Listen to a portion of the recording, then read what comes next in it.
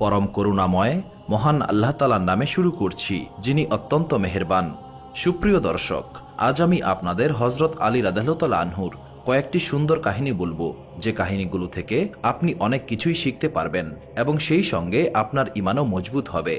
হযরত আলী রাদিয়াল্লাহু তাআলা আনহু আরবি রজব মাসের ১৩ তারিখ এবং ইংরেজি তারিখ অনুসারে ২৯ সেপ্টেম্বর ৫৯৯ খ্রিস্টাব্দে জন্মগ্রহণ করেন।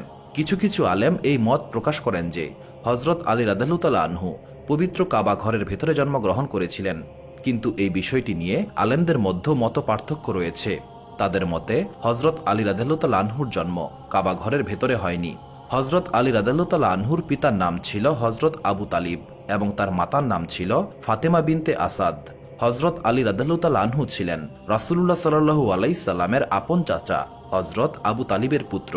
তিনি রাসূলুল্লাহ সাল্লাল্লাহু আলাইহি সাল্লামের থেকে প্রায় ৩০ বছরের ছোট ছিলেন। মহান আল্লাহ তাআলা যখন রাসূলুল্লাহ সাল্লাল্লাহু আলাইহি সাল্লামকে নবুয়ত দান করেন, তখন যেই সমস্ত সৌভাগ্যবান মানুষ প্রথমে ইসলাম গ্রহণ করেছিলেন, তাদের মধ্যে হযরত আলী রাদিয়াল্লাহু তাআলা আনহু ছিলেন অন্যতম। সেই সময়ে হযরত আলী রাদিয়াল্লাহু তাআলা আনহুর বয়স হয়েছিল মাত্র ১০ বছর এবং শিশুদের মধ্যে সর্বপ্রথম ইসলাম গ্রহণের সৌভাগ্য তারই হয়েছিল। হযরত আলী রাদিয়াল্লাহু তাআলা আনহুকে রাসূলুল্লাহ সাল্লাল্লাহু আলাইহি সাল্লাম তার চাচাতো ভাইদের মধ্যে সবচেয়ে বেশি ভালোবাসতেন। একবার নবী করিম সাল্লাল্লাহু আলাইহি সাল্লাম বলেছিলেন, হে আলী, তুমি পৃথিবীতে আমার ভাই এবং পরকালেও আমার ভাই। নবী করিম সাল্লাল্লাহু আলাইহি সাল্লাম আরও বলেন, আমি জ্ঞানের শহর এবং আলী তার দরজা। আজকের ভিডিওতে আমি আপনাদের হযরত আলী রাদিয়াল্লাহু তাআলা আনহুর জ্ঞান এবং প্রজ্ঞায় ভরপুর এমন কিছু কাহিনী বলবো, যা শুনে নিঃসন্দেহে আপনার ঈমান তাজা হয়ে যাবে। তাই আপনাদের প্রতি অনুরোধ, ভিডিওটি শেষ পর্যন্ত দেখুন। হযরত উবাইদুল্লাহ রাদিয়াল্লাহু তাআলা আনহু বর্ণনা করেন, একদিন হযরত আলী রাদিয়াল্লাহু তাআলা আনহুর নিকট একজন দরিদ্র ব্যক্তি আসলো এবং খুব করুণভাবে সাহায্য প্রার্থনা করল। হযরত আলী রাদিয়াল্লাহু তাআলা আনহু তার পুত্র হাসান রাদিয়াল্লাহু তাআলা আনহুকে ডেকে বললেন, তোমার মায়ের নিকটে যাও এবং তাকে বলো আমি তাকে যে ৬ দিরহাম দিয়েছিলাম সেখান থেকে একটি দিরহাম দিতে। হযরত হাসান রাদিয়াল্লাহু তাআলা আনহু তার মায়ের নিকট থেকে ফেরত এসে বললেন, মা বলেছেন সেই ৬ দিরহাম আপনি আটা কেনার জন্য রেখেছিলেন। হযরত আলী রাদিয়াল্লাহু তাআলা আনহু বললেন, একজন মানুষ তখনই সত্যিকারের ঈমানের অধিকারী হতে পারে যখন সে মহান আল্লাহ তাআলার হাতে থাকা জিনিসের উপর বেশি বিশ্বাস রাখে নিজের হাতে থাকা জিনিসের তুলনায়। তুমি তোমার মাকে গিয়ে বলো সেই ৬ দিরহাম দিয়ে দিতে। এরপর হযরত ফাতেমা রাদিয়াল্লাহু তাআলা আনহা সেই ৬ দিরহাম দিয়ে দিলেন এবং হযরত আলী রাদিয়াল্লাহু তাআলা আনহু সেই ৬ দিরহাম উক্ত দরিদ্র ব্যক্তিকে দান করে দিলেন। একদিন এক ব্যক্তি হযরত আলী রাদিয়াল্লাহু তাআলা আনহুর নিকটে একটি উট বিক্রি করতে নিয়ে এলো। হযরত আলী রাদিয়াল্লাহু তাআলা আনহু তাকে জিজ্ঞাসা করলেন, তুমি এই উট কত টাকায় বিক্রি করবে? সে বলল, এই উট আমি ১৪০ দিরহামে বিক্রি করব। হযরত আলী রাদিয়াল্লাহু তাআলা আনহু বললেন, এই উটটিকে এখানে বেঁধে রাখো, কিন্তু একটি মাত্র শর্তে, আমি কিছুটা সময় পরে এর মূল্য প্রদান করব। সেই ব্যক্তি সম্মত হলো এবং উটটিকে বেঁধে সে চলে গেল। হযরত আলী রাদিয়াল্লাহু তাআলা আনহু তখনও এই উটটির পাশেই দাঁড়িয়েছিলেন। তখন আরেকজন ব্যক্তি আসলেন এবং তিনি জিজ্ঞাসা করলেন, এই উট কার? হযরত আলী রাদিয়াল্লাহু তাআলা আনহু বললেন, এটা আমার উট। সেই ব্যক্তি বলল, আপনি কি এই উট বিক্রয় করতে চান? তখন হযরত আলী রাদিয়াল্লাহু তাআলা আনহু বললেন, জি জনাব, এই উট আমি বিক্রি করে দেব। তখন সেই ব্যক্তি উটের দাম জিজ্ঞাসা করলেন। হযরত আলী রাদিয়াল্লাহু তাআলা আনহু তাকে বললেন, এই উটের দাম ২০০ দিরহাম। তখন সেই ব্যক্তি ২০০ দিরহাম দিয়েই উটটিকে ক্রয় করলেন। কিছুক্ষণ পর সেই প্রথম ব্যক্তি আসলেন, যার নিকট থেকে হযরত আলী রাদিয়াল্লাহু তাআলা আনহু উট কিনেছিলেন। হযরত আলী রাদিয়াল্লাহু তাআলা আনহু তাকে ১৪০ দিরহাম দিয়ে দিলেন এবং ৬০ দিরহাম নিয়ে হযরত ফাতেমা রাদিয়াল্লাহু তাআলা আনহার নিকটে গেলেন এবং তাকে সেই ৬০ দিরহাম দিয়ে দিলেন। হযরত ফাতেমা রাদিয়াল্লাহু তাআলা আনহা জিজ্ঞাসা করলেন, এত দিরহাম আপনি কোথায় পেলেন? হযরত আলী রাদিয়াল্লাহু তাআলা আনহু বললেন, মহান আল্লাহ তাআলা আমাদের জন্য এই দিরহামের ব্যবস্থা করে দিয়েছেন।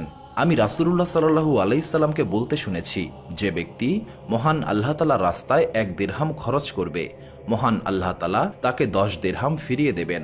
আমি সেই দরিদ্র ব্যক্তিকে ৬ দিরহাম দিয়েছিলাম এবং মহান আল্লাহ তাআলা আমাকে তার বিনিময়ে এই ৬০ দিরহাম দান করেছেন।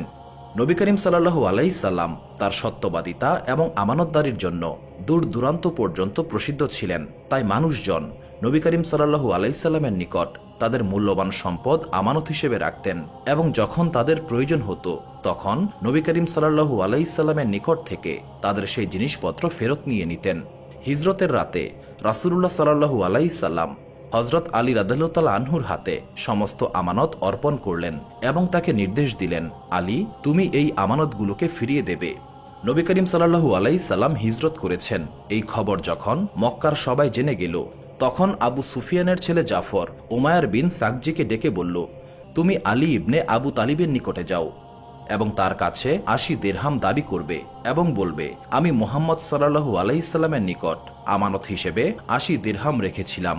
নবী করিম সাল্লাল্লাহু আলাইহি সাল্লাম মদিনার দিকে চলে গেছেন এবং আলী তার প্রতিনিধি, তাকে বলবে, আমার আমানত আমাকে ফেরত দাও। যদি আলী তোমার থেকে এই আমানতের প্রমাণ চায় তবে বলবে, কুরাইশদের সমস্ত জামায়াত এই ব্যাপারে সাক্ষ্য দেবে। উমায়ের বিন সাকজি তখন আলী রাদিয়াল্লাহু তাআলা আনহুর নিকটে এসে আমানতের দাবি করলেন। হযরত আলী রাদিয়াল্লাহু তাআলা আনহু তার কাছে আমানতের চিহ্ন জানতে চাইলেন। তখন উমায়ের আমানতের চিহ্ন বর্ণনা করল। এরপর হযরত আলী রাদিয়াল্লাহু তাআলা আনহু তার সমস্ত আমানতের মধ্যে সেটাকে খুঁজলেন, কিন্তু কোথাও এই আমানত খুঁজে পেলেন না, এমনকি তার চিহ্ন পর্যন্ত খুঁজে পাওয়া গেল না। এরপর হযরত আলী রাদিয়াল্লাহু তাআলা আনহু তাকে অনেক বোঝানোর চেষ্টা করলেন যে এখানে এমন কোনো আমানত নেই, তুমি মিথ্যা সংবাদ নিয়ে এসেছ। কিন্তু তাতে কোনো কাজ হলো না।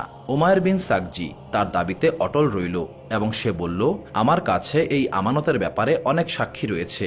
এই সাক্ষীদের মধ্যে আবু জেহেল, তার ছেলে ইকমা, উকবা বিন মুদ, আবু সুফিয়ান এবং তার ছেলে অন্তর্ভুক্ত রয়েছে। সাক্ষীদের নাম শুনে হযরত আলী রাদিয়াল্লাহু তাআলা আনহু বুঝতে পারলেন এটা শুধুমাত্র প্রতারণা করার একটা অপকৌশল মাত্র। তখন আলী রাদিয়াল্লাহু তাআলা আনহু বললেন, সাক্ষীদেরকে কাবা ঘরে উপস্থিত করা হোক। এরপর হযরত আলী রাদিয়াল্লাহু তাআলা আনহু উমায়েরকে একটু দূরে সরিয়ে নিলেন, যেখানে সাক্ষীরা তার কথা শুনতে পাবে না। তখন তিনি উমায়েরকে জিজ্ঞাসা করলেন, তুমি কোন সময়ে এই আমানত রাসূলুল্লাহ সাল্লাল্লাহু আলাইহি সাল্লামের নিকটে দিয়েছিলে? উমায়ের বলল, আমি দুপুর বেলায় রাসূলুল্লাহ সাল্লাল্লাহু আলাইহি সাল্লামকে ৮০ দিরহাম আমানত হিসেবে দিয়েছিলাম এবং রাসূলুল্লাহ সাল্লাল্লাহু আলাইহি সাল্লাম তার দাসের হাতে আমার আমানত দিয়েছিল।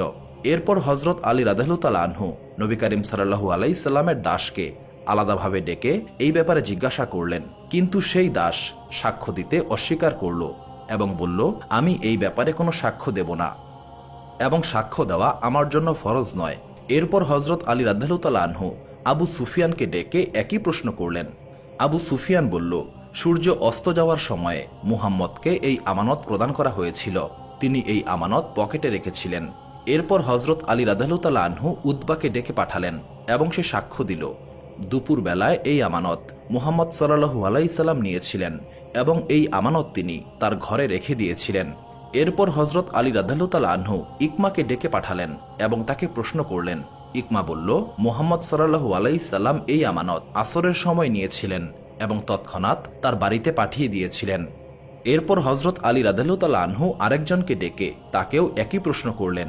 সেও উত্তরে বলল, মুহাম্মদ সাল্লাল্লাহু আলাইহি সাল্লাম এই আমানত সূর্যোদয়ের সময় নিয়েছিলেন এবং এই আমানত ফাতেমা বিনতে আসাদের ঘরে পাঠিয়ে দিয়েছিলেন।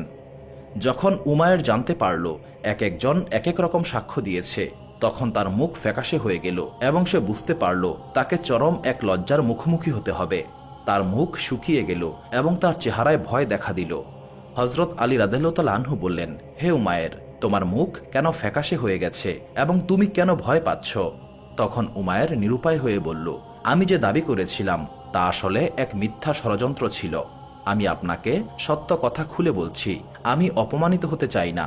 আমি এই পবিত্র কাবা ঘরের কসম খেয়ে বলছি, মুহাম্মদ সাল্লাল্লাহু আলাইহি সাল্লামের নিকটে আমার কোনো আমানত ছিল না। আসলে জাফর বিন আবু সুফিয়ান আমাকেই কর্ম করতে বলেছিল এবং তার বিনিময়ে আমাকে অনেক দিরহাম দেওয়ার লোভ দেখিয়েছিল। উমায়েরের এই সাক্ষ্য শুনে কুরাইশদের মুখ লজ্জায় নত হয়ে গেল। তখন হযরত আলী রাদিয়াল্লাহু তাআলা আনহু বললেন, ওই তলোয়ারটি নিয়ে এসো যা কাবা ঘরের মধ্যে রয়েছে। এরপর তিনি সেই তলোয়ার নিয়ে আবু সুফিয়ানের সামনে রাখলেন এবং বললেন, এই তলোয়ারটি কি চিনতে পারছো? আবু সুফিয়ান এবং তার দলের লোকেরা বলল, এই তলোয়ার জাফর বিন আবু সুফিয়ানের, কিন্তু এটা তো কিছুদিন আগে চুরি হয়েছিল। তখন আলী রাদিয়াল্লাহু তাআলা আনহু বললেন, এটা জাফরের তলোয়ার, এটা সত্য, তবে এই তলোয়ার কেউ চুরি করেনি। এই তলোয়ারের পেছনেও এক বিরাট ষড়যন্ত্র রয়েছে। এবার হযরত আলী রাদিয়াল্লাহু তাআলা আনহু আবু সুফিয়ানকে প্রশ্ন করলেন, তোমার দাস আসওয়া কোথায়? আবু সুফিয়ান বলল, সে তায়েফে গেছে। হযরত আলী রাদিয়াল্লাহু তাআলা আনহু বললেন, তুমি ধ্বংস হও, যদি তুমি সত্যিই বলে থাকো তাহলে তোমার দাসকে উপস্থিত করো। আবু সুফিয়ান নীরব এবং উদ্বিগ্ন হয়ে পড়লেন। এরপর আলী রাদিয়াল্লাহু আনহু কুরাইশদের 10 জন দাসকে বললেন, অমুক জায়গায় আসওয়ার লাশ কবর দেওয়া আছে, মাটি খুঁড়ে আসওয়ার লাশ বের করে এই কাবার উঠানে নিয়ে এসো। দাসেরা হজরত আলী রাদিয়াল্লাহু আনহুর কথা মতো কাজ করল এবং আবু সুফিয়ানের দাসের লাশ নিয়ে এলো। এই দৃশ্য দেখে লোকজন জড়ো হলো এবং হত্যার কারণ জানতে চাইল। হজরত আলী রাদিয়াল্লাহু আনহু বললেন, জাফর এবং আবু সুফিয়ান এই দাসকে অনেক দিরহাম দিয়ে বলেছিল, যদি তুমি আলীকে হত্যা করতে পারো তবে আমরা তোমাকে মুক্তি দেব, এবং তাদের দাস এতে সম্মত হয়েছিল। জাফর তাকে নিজের তলোয়ার দিয়েছিল এবং এই দাস অন্ধকারে লুকিয়ে বসেছিল যাতে আমাকে সে হত্যা করতে পারে। যখন আমি তার নিকটে গেলাম সে আমার মাথায় তলোয়ার দিয়ে আঘাত করতে চেয়েছিল, কিন্তু আমি তার আঘাত প্রতিরোধ করে তাকে এক আঘাতেই হত্যা করে ফেললাম। আর এইভাবেই তাদের ষড়যন্ত্র ব্যর্থ হয়ে গেল। উমায়ের এই কাহিনী শুনে তার হৃদয় ইসলামের নূরে উদ্ভাসিত হয়ে গেল এবং সে বলল, আমি সাক্ষ্য দিচ্ছি মুহাম্মদ সাল্লাল্লাহু আলাইহি সাল্লাম আল্লাহ তাআলার রাসূল। সুবহানাল্লাহ। দুই মুসাফির একত্রে ভ্রমণ করছিলেন। ভ্রমণ করতে করতে ক্লান্ত এবং ক্ষুধার্ত অবস্থায় একটি গাছের তলায় বিশ্রামের আয়োজন করলেন। তাদের একজনের নিকট 5টি রুটি ছিল এবং অপরজনের নিকট 3টি রুটি ছিল। এমন সময় এক ব্যক্তি এই পথ দিয়ে যাচ্ছিলেন। সেই ব্যক্তি মুসাফির 2 ব্যক্তিকে সালাম দিলেন। তখন 2 মুসাফির ব্যক্তি সালাম গ্রহণ করে তাকে খাবার খাওয়ার দাওয়াত দিলেন। তখন সেই ব্যক্তি 2 মুসাফিরের সঙ্গে খাবার খাওয়ায় শরিক হলেন। খাবার খাওয়ার পর সেই ব্যক্তি মুসাফির 2 জনকে 8 দিরহাম উপহার দিলেন এবং বললেন, এই 8 দিরহাম আমি তোমাদেরকে দিচ্ছি, কারণ আমি খুবই ক্ষুধার্ত ছিলাম এবং সেই সময়ে তোমরা আমাকে খাবার খাইয়েছ। এরপর সেই ব্যক্তি চলে গেল। তার চলে যাওয়ার পর সেই 2 মুসাফিরের মধ্যে টাকার বন্টন নিয়ে ঝগড়া শুরু হলো। যার কাছে 5টি রুটি ছিল সে বলল, আমার কাছে 5টি রুটি ছিল, তাই 5 দিরহাম আমার প্রাপ্য। কিন্তু অন্য ব্যক্তি বলল, এই টাকা সমানভাবে ভাগ হওয়া উচিত। যখন তারা কোনোভাবেই এই বিষয়ে সম্মত হতে পারছিল না তখন তারা তাদের মামলা নিয়ে হজরত আলী রাদিয়াল্লাহু আনহুর দরবারে হাজির হলেন। হজরত আলী রাদিয়াল্লাহু আনহু তাদের দুজনের কথাই খুব মনোযোগ দিয়ে শুনলেন এবং বললেন, এটা ন্যায় বিচারের সিদ্ধান্ত। যদি আমি সম্পূর্ণ সিদ্ধান্ত দেই তাহলে যার 3টি রুটি ছিল সে মাত্র 1 দিরহাম পাবে। হজরত আলী রাদিয়াল্লাহু আনহুর এই কথা শুনে সেখানে উপস্থিত সবাই বিস্ময়ে হতবাক হয়ে গেল। হজরত আলী রাদিয়াল্লাহু আনহু 2 মুসাফিরকে বললেন, তোমাদের দুজনের রুটির মোট 24টি টুকরা হয়েছে এবং প্রতিটি ভাগে 8টি করে টুকরা এসেছে। এখন তোমার 3 রুটির 9 টুকরা হয়েছে, যার মধ্যে তুমি 8টি খেয়েছ এবং 1 টুকরা ওই পথিক খেয়েছে। অপর ব্যক্তির 5 রুটির মাধ্যমে 15টি টুকরা হয়েছে, যার মধ্যে সে 8টি খেয়েছে এবং বাকি 7টি টুকরা ওই পথিক খেয়েছে। সুতরাং তোমার একটি টুকরার পরিবর্তে তোমাকে 1 দিরহাম এবং তার 7টি টুকরার পরিবর্তে তার 7 দিরহাম পাওয়া উচিত। হজরত আলী রাদিয়াল্লাহু আনহুর এই কথা শুনে 3 রুটির মালিক এই সিদ্ধান্ত মেনে নিল। একবার মদিনায় হজরত আলী রাদিয়াল্লাহু আনহুর সামনে একটি অলৌকিক ঘটনা ঘটে। একদিন একজন ছেলেকে গ্রেফতার করে সৈন্যরা নিয়ে যাচ্ছিল। সেই ছেলে দূর থেকে হজরত আলী রাদিয়াল্লাহু আনহুকে দেখে চিৎকার করে বলতে লাগলো, হে আলী বিন আবু তালিব, আমাকে বাঁচান। হজরত আলী রাদিয়াল্লাহু আনহু জিজ্ঞাসা করলেন, কি হয়েছে? তখন সেই ছেলেটি বলল, হে আল্লাহর রাসূলের প্রিয় সাহাবী, আমি সম্পূর্ণ নির্দোষ। আমি নির্দোষ হওয়া সত্ত্বেও আমাকে হত্যার শাস্তি দেওয়া হয়েছে। আপনি আমাকে বাঁচান, আমি সম্পূর্ণ নির্দোষ। হজরত আলী রাদিয়াল্লাহু আনহু সৈন্যদেরকে জিজ্ঞাসা করলেন, কি হয়েছে? সৈন্যরা বলল, হে আলী রাদিয়াল্লাহু আনহু, আপনি জানেন না এই ছেলেটি তার মালিককে হত্যা করেছে এবং মালিককে হত্যা করার কারণে তাকে মৃত্যুদণ্ড দেওয়া হয়েছে। হজরত আলী রাদিয়াল্লাহু আনহু ছেলেটিকে জিজ্ঞাসা করলেন, তুমি কি তোমার মালিককে সত্যিই হত্যা করেছ? সেই ছেলে বলল, জি, আমি সত্যিই আমার মালিককে হত্যা করেছি। হজরত আলী রাদিয়াল্লাহু আনহু বললেন, তাহলে এই হত্যার শাস্তি হিসেবে তোমার তো মৃত্যুদণ্ডই প্রাপ্য। তখন সেই ছেলেটি বলল, এটা আমার সঠিক প্রাপ্য নয়, কারণ আমার মালিক আমার সঙ্গে খারাপ কর্ম করতে চেয়েছিল। সে আমার সম্মানের উপর আঘাত করতে চেয়েছিল, তাই আমি আমার সম্মান রক্ষা করার জন্য তাকে হত্যা করেছি। আমি রাসূলুল্লাহ সাল্লাল্লাহু আলাইহি সাল্লামকে বলতে শুনেছি, যে ব্যক্তি সম্মান রক্ষা করার জন্য হত্যা করে তাকে প্রতিশোধ হিসেবে হত্যা করা যাবে না। হজরত আলী রাদিয়াল্লাহু আনহু তখন সৈন্যদেরকে জিজ্ঞাসা করলেন, এটা কি সত্য? তখন সৈন্যরা বলল, এই ছেলেটিকে আমরা অনেক দিন ধরেই চিনি, তাকে কখনো মিথ্যা কথা বলতে শুনিনি, কিন্তু এই ঘটনার কোনো সাক্ষী নেই যে তার মালিক তার সঙ্গে খারাপ কাজ করতে চেয়েছে। তাই খলিফা এবং কাজী তার মালিকের হত্যার উপরেই বিচারের রায় দিয়েছেন। ছেলেটি কাঁদতে কাঁদতে বলল, মহান আল্লাহ তাআলার কসম, যার হাতে আমার প্রাণ, আমার মালিক আমার সঙ্গে খারাপ কাজ করতে চেয়েছিল। তখন হজরত আলী রাদিয়াল্লাহু তাআলা আনহু হজরত ওমর রাদিয়াল্লাহু তাআলা আনহুর নিকটে এসে বললেন, হে আমিরুল মুমিনিন, আপনি এই হত্যার তদন্ত করার দায়িত্ব আমার উপরে ছেড়ে দিন। হজরত ওমর রাদিয়াল্লাহু তাআলা আনহু জানতেন হজরত আলী রাদিয়াল্লাহু তাআলা আনহুর সিদ্ধান্ত খুবই গভীর এবং বিচারপূর্ণ হতো। তাই হজরত ওমর রাদিয়াল্লাহু তাআলা আনহু বললেন, ঠিক আছে, আমি এই হত্যার তদন্ত আপনার উপরেই ছেড়ে দিচ্ছি। এরপর হজরত আলী রাদিয়াল্লাহু তাআলা আনহু তদন্ত করতে এলেন এবং সেই ছেলেটিকে জিজ্ঞাসা করলেন, তোমার মালিকের কবর কোথায়? ছেলেটি বলল, অমুক কবরস্থানে তাকে কবর দেওয়া হয়েছে। হজরত আলী রাদিয়াল্লাহু তাআলা আনহু কয়েকজন সৈন্যকে সঙ্গে নিয়ে সেই হত্যার তদন্তের জন্য কবরস্থানে গেলেন। কবরস্থানে পৌঁছে হজরত আলী রাদিয়াল্লাহু তাআলা আনহু সৈন্যদেরকে বললেন, এখানে সেই ছেলেটির মালিকের কবর রয়েছে, এই কবরটা খুঁড়ে ফেলো। যখন তারা কবর খুঁড়লেন, তারা দেখতে পেলেন কবরের মধ্যে ছেলেটির মালিকের লাশ নেই। তার মালিকের লাশ কবরের মধ্য না পেয়ে হজরত আলী রাদিয়াল্লাহু তাআলা আনহু ফিরে এলেন এবং হজরত ওমর রাদিয়াল্লাহু তাআলা আনহুকে বললেন, হে আমিরুল মুমিনিন, এই ছেলেটি সত্য কথাই বলেছে, তার মালিক সত্যিই তার সঙ্গে খারাপ কাজ করার ইচ্ছা পোষণ করেছিল। হজরত ওমর রাদিয়াল্লাহু তাআলা আনহু বললেন, এই বিষয়টি আপনি কিভাবে প্রমাণ করবেন? হজরত আলী রাদিয়াল্লাহু তাআলা আনহু বললেন, আমি রাসূলুল্লাহ সাল্লাল্লাহু আলাইহি সাল্লামকে বলতে শুনেছি, যে ব্যক্তি ছেলেদের সঙ্গে খারাপ কাজ করার ইচ্ছা পোষণ করে এবং যখন সে মারা যায় এবং যখন তাকে কবর দেওয়া হয়, তখন তার লাশকে তুলে কাউমে লুতের কবরস্থানে পাঠিয়ে দেওয়া হয়। প্রিয় দর্শক, আপনি যদি না জানেন কাউমে লুত কারা ছিল এবং তারা কি অপরাধ করত, মহান আল্লাহ তাআলা তাদেরকে কি শাস্তি দিয়েছিলেন, তাদের উপর কোন ধরনের আযাব নাজিল হয়েছিল, এই বিষয় নিয়ে আমরা ইতিমধ্যেই একটি ভিডিও নির্মাণ করেছি। আপনি ইচ্ছা করলে সেই ভিডিওটি দেখতে পারেন। যাই হোক, আবার সেই ঘটনায় ফিরে আসি। হজরত আলী রাদিয়াল্লাহু তাআলা আনহু বললেন, আমি নবী করিম সাল্লাল্লাহু আলাইহি সাল্লামকে বলতে শুনেছি, যে ব্যক্তি ছেলেদের সঙ্গে খারাপ কাজ করার ইচ্ছা পোষণ করে এবং যখন তার মৃত্যু হয় এবং তাকে কবর দেওয়া হয়, তখন তার লাশকে তুলে কাউমে লুতের কবরস্থানে পাঠিয়ে দেওয়া হয়। তাই যখন আমরা তার কবর খুঁড়লাম, তখন সেই মালিকের লাশ সেখানে ছিল না, যদিও কয়েকদিন আগেই তাকে কবর দেওয়া হয়েছিল। তাই এটা প্রমাণিত হয় সত্যিই তার মালিক তার সঙ্গে খারাপ কাজ করার ইচ্ছা পোষণ করেছিল। এই সন্দেহের সুবিধা নিয়ে ছেলেটিকে মুক্তি দেওয়া হলো। এরপর হজরত ওমর রাদিয়াল্লাহু তাআলা আনহু বললেন, আমার নিকটে যদি আলী না থাকতো, তবে আমি ধ্বংস হয়ে যেতাম। প্রিয় দর্শক, হজরত আলী রাদিয়াল্লাহু তাআলা আনহুর সিদ্ধান্তগুলো ছিল খুবই গভীর এবং বিবেচনাপ্রসূত। মহান আল্লাহ তাআলা তাকে অনেক জ্ঞান দান করেছিলেন। একবার হজরত আলী রাদিয়াল্লাহু তাআলা আনহু তার সেনাবাহিনী নিয়ে সিফফিনের দিকে যাচ্ছিলেন এবং এমন একটি প্রান্তর দিয়ে যাচ্ছিলেন, সেখানে কোনো পানি ছিল না। সমগ্র সেনাবাহিনী পানির তৃষ্ণায় ব্যাকুল হয়ে পড়েছিল। হজরত আলী রাদিয়াল্লাহু তাআলা আনহু যেখানে অবস্থান করছিলেন, তার খুব কাছেই একটি গির্জা ছিল। সেই গির্জায় একজন পাদ্রী বাস করতেন।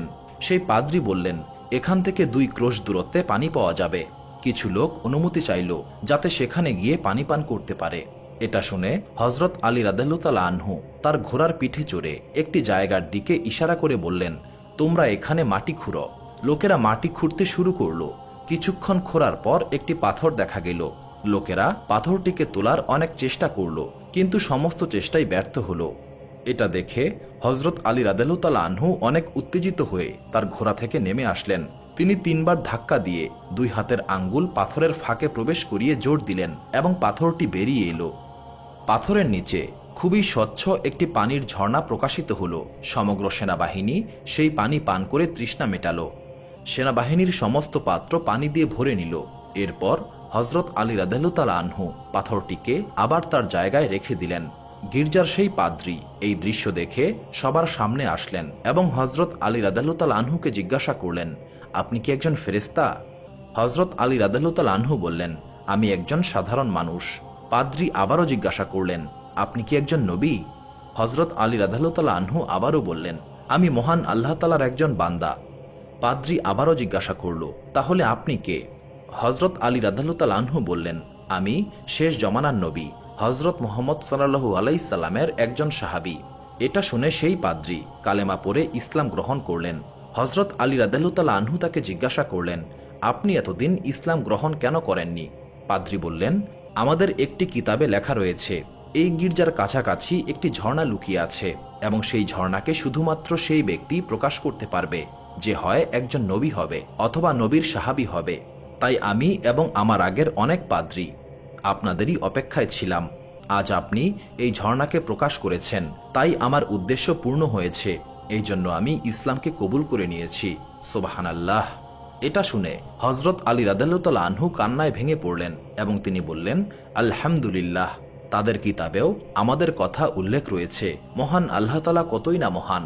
সেই ব্যক্তি মুসলিম হয়ে হযরত আলী রাদিয়াল্লাহু তাআলা আনহুর সেনাবাহিনীতে যোগ দিলেন এবং ফিতনার বিরুদ্ধে যুদ্ধ করে শহীদ হলেন। হযরত আলী রাদিয়াল্লাহু তাআলা আনহু তাকে নিজ হাতে দাফন করলেন এবং তার জন্য মাগফিরাতের দোয়া করলেন।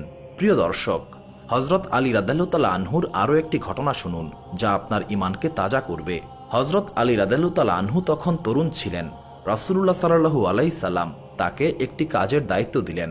তখন হযরত আলী রাদিয়াল্লাহু তাআলা আনহু বললেন, হে আল্লাহর রাসূল সাল্লাল্লাহু আলাইহি সাল্লাম, আমি রাজনীতি জানি না, আমি দুই ব্যক্তির মধ্যে সিদ্ধান্ত দিতেও পারবো না এবং আমি কোনো সমস্যা সমাধানের পদ্ধতিও জানি না। তখন রাসূলুল্লাহ সাল্লাল্লাহু আলাইহি সাল্লাম বললেন, হে আলী, আমি তোমার জন্য দোয়া করব। তোমার সামনে কখনো কোনো কঠিন পরিস্থিতি আসবে না। শুধু এটা মনে রেখো, যখন কেউ তোমার নিকট অভিযোগ নিয়ে আসবে, তখন তুমি অবশ্যই অন্য ব্যক্তির কথাও পুরোপুরি শুনবে এবং তার কথা না শুনে কোনো সিদ্ধান্ত দেবে না। হযরত আলী রাদিয়াল্লাহু তাআলা আনহু বলেন, রাসূলুল্লাহ সাল্লাল্লাহু আলাইহি সাল্লামের এই দোয়ার বরকতে আমাকে কখনো কোনো সমস্যার সম্মুখীন হতে হয়নি এবং সব সময় মহান আল্লাহ তাআলার সাহায্যে আমি সিদ্ধান্ত নিতে পারতাম। এই উপদেশটি আমি খুব ভালোভাবে পালন করেছি। যতক্ষণ পর্যন্ত আমি অন্য ব্যক্তির কথা শুনতাম না, ততক্ষণ পর্যন্ত আমি কোনো সিদ্ধান্ত দিতাম না। সুপ্রিয় দর্শক মণ্ডলী, প্রতিদিন নতুন নতুন ভিডিও পেতে আমাদের চ্যানেলটি অবশ্যই সাবস্ক্রাইব করুন এবং পাশে থাকা বেল আইকনটি প্রেস করতে অবশ্যই ভুলবেন না এবং সেই সাথে আপনার যে কোনো মতামত আমাদের জানাতে আমাদের ভিডিওতে অবশ্যই কমেন্ট করুন। আশা করি আপনারা সবাই ভালো থাকবেন এবং সুস্থ থাকবেন। আসসালামু আলাইকুম।